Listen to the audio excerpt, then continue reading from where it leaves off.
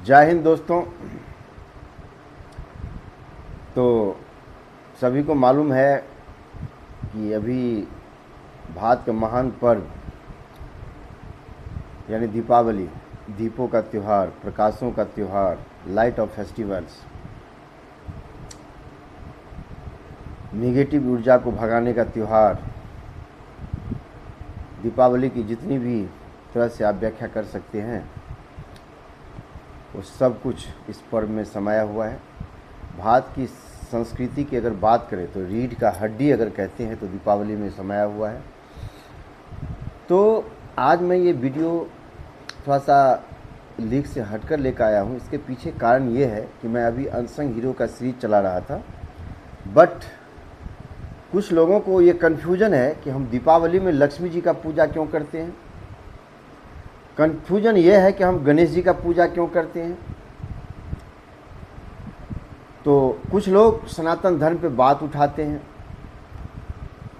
तो आज मैं उन प्यारे दोस्तों को, उन प्यारे बच्चों को, उन परिवारों को जिनके घर में दीपावली का त्यौहार मनाई जाती है यानी दीपों का त्यौहार मनाया जाता है, उनके लिए वीडियो काफ़ी लाभदायक सिद्ध होगा। क्योंकि आज के बाद आप ये नहीं कहेंगे कि भाई दीपावली के दिन लक्ष्मी का ही पूजा क्यों होता है, गणेश जी का ही पूजा क्यों होता है, इस दिन तो राम जी का पूजा होना चाहिए, सीता जी का पूजा होना चाहिए। आपके प्रश्न लाजमी है दोस्तों। प्रश्न अगर आपके दिमाग में है तो उसका सॉल्यूशन कहीं ना कहीं मिलता ही है। बस आप मेरे वीडियो को देखिए, आपका सॉल्यूशन आपके सामने में दिखाई देगा। तो इसी कारण मैं ये वीडियो लेकर आया हूँ।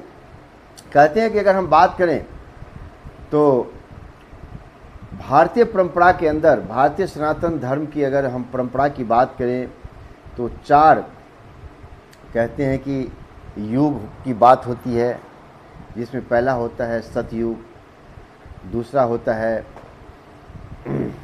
त्रेता, और तीसरा होता है द्वापर, और चौथा भी चल रहा है कलयुग। तो सतयुग की बात हम कलयुग में करेंगे, क्योंकि ये जो दीपावली है आज की नहीं है दोस्तों, ये सतयुग से ही चलता आ रहा है। फर्क ये है कि हमारे पास इसकी जानकारी नहीं रहने के कारण हम लोग उस चीज़ की तह तक नहीं पहुँचे। तो आज मैं पहुँचाने का ये प्रयास करूँगा। एक्चुअली हुआ क्या कि जब समुद्र मंथन हुआ तो आप लोग जानते होंगे कि समुद्र मंथन के अंदर 14 रत्न प्राप्त हुए। जब 14 रत्न प्राप्त हुए तो उसमें से एक रत्न थी लक्ष्मी जी। अब लक्ष्मी जी के जब असुर और देवताओं ने सभी ने जब देखा, इसके रूप को जब देख करके सभी देवता और दानव अचंभित हो गए, मोहित हो गए, और इस पर लड़ाई छिड़ने लगा कि शादी इनके साथ कौन करेगा। दोस्तों, जिस दिन लक्ष्मी का समुद्र मंथन के द्वारा जन्म होता है उस दिन कार्तिक अमावस्या का दिन होता है। क्या होता है? कार्तिक अमावस्या का दिन, ध्यान रखिए।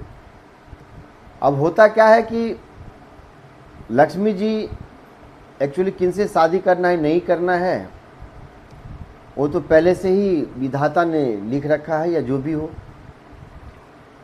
हम इस बातों पे नहीं जाएंगे, बहसों पे।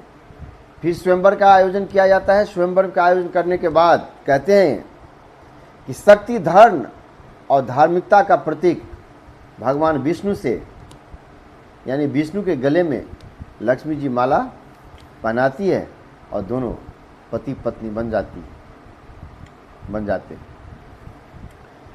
तो कार्तिक अमावस्या के दिन समुद्र मंथन से प्राप्त लक्ष्मी जी के जन्म दिवस के शुभ अवसर पर ही हम कार्तिक अमावस्या के दिन दीपावली मनाते हैं। इसका मतलब ये है कि हम इस दिन लक्ष्मी का बर्थडे, लक्ष्मी का जन्म दिवस मनाते हैं। हमको लगता है कि ये कहानी आपको समझ में आ गया होगा, कन्फ्यूजन दूर हो गया होगा।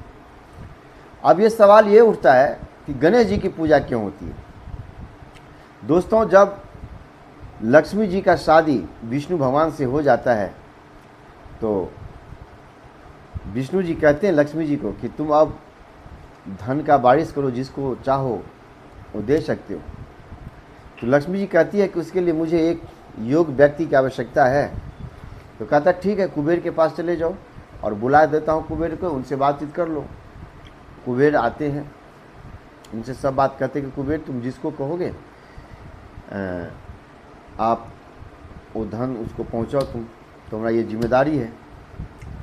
कुबेर बहुत कंजूस होता है, वो तो धन देने में काफ़ी कंजूसी करते हैं।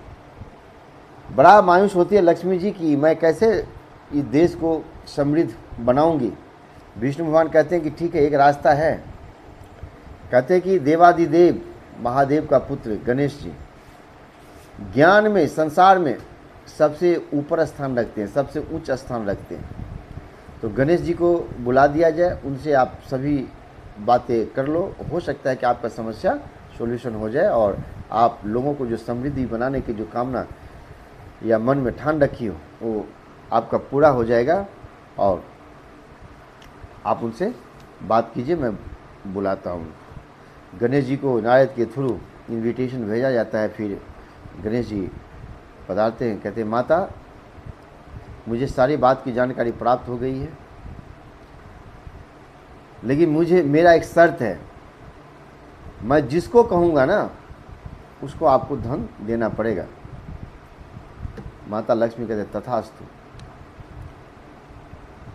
तो इसीलिए गणेश जी साथ में देखते हैं आपकी पूजा करने की नीयत, आपकी जो व्यवहार है समाज के अंदर, आपकी जो आध्यात्मिकता है, आपकी जो परंपरा है समाज के प्रति, अपने घर के प्रति, यानी आप कितना कर्तव्य निष्ठा हो, उसके अनुसार आपको वो चीज़ गणेश जी देते हैं।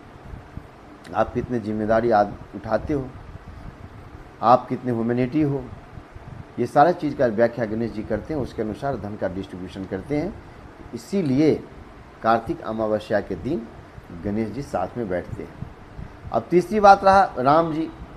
जब राम जी रावण को परास्त करके और सीता माता के साथ जब अयोध्या लौटती है तो वह दिन भी होती है कार्तिक अमावस्या का दिन दोस्त। और वो दिन क्योंकि पूरे अयोध्या के अंदर दीप जलाया जाता है, और दीप का मतलब होता है ज्योति, अवाली का मतलब होता है लाइन में कतारों के अंदर जो दीप जलाने की परंपरा रही है वो पूरे अयोध्या में सजाया जाता है। वो भी दिन होता है आपको कार्तिक अमावस्या के दिन। इसीलिए ये तीनों का कॉम्बिनेशन है, लक्ष्मी का, गणेश जी का और श्री राम जी का वापस आना अयोध्या। ये सभी घटनाएं कार्तिक अमावस्या के दिन ही घटती है, जिसके कारण पूरे भारत में जो भारत की संस्कृति की जो परंपरा है, और ये आज से नहीं, वो सनातन धर्म की अगर बात करें तो सतयुग से लेकर के कलयुग तक चलने वाली जो एक पर्व है, एक त्यौहार है, उसका नाम है दीपावली। तो दोस्तों मुझे आशा है कि इस दीपावली की कहानी या जो भी ये घटना है, आज के बाद किसी भी बच्चे को कन्फ्यूजन नहीं रहेगा कि लक्ष्मी जी की पूजा क्यों होती है, गणेश जी की पूजा क्यों होती है, दीप क्यों जलता है। तो मैं आशा करता हूँ कि ये वीडियो को ज़्यादा से ज़्यादा घरों तक ले जाएंगे, आप शेयर करेंगे, सब्सक्राइब करेंगे, और वीडियो को जितना से जितना बार देखेंगे उतना व्यू जाएंगे, हमको एक्साइटमेंट होगी। और आप सभी को, भारतवासियों को जो भारत से बाहर हैं, उनके लिए भी इस दीपावली की शुभ अवसर पर आपके घर में सुख समृद्धि और शांति हो। आपके घर में लक्ष्मी माता धन के रूप में, गणेश जी आपके ज्ञान के रूप में, और श्री राम जी के जो कर्तव्य निष्ठा है, जो आपको कर्म के प्रति हमेशा जागरूक रखेंगे, वो तीनों का निवास हो। इन्हीं के साथ जय हिंद, जय भारत। दीपावली की सभी को शुभकामनाएं।